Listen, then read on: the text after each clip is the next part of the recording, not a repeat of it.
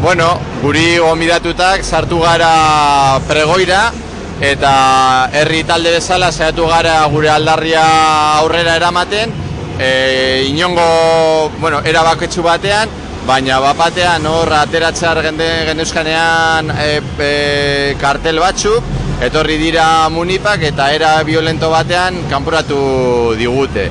Eta, bakarri salatu nahi genuen, udaletxetik jartzen dituzten trabak, herri mailan dauzen borrokak edo ez bakar aldarriak aurrera eramateko. Eta hori da gertatu den guztia. Tartean erabili dute violentza, eta haiek hainbestetan salatzen duten violentza, erabiltzen dute herritarren kontra.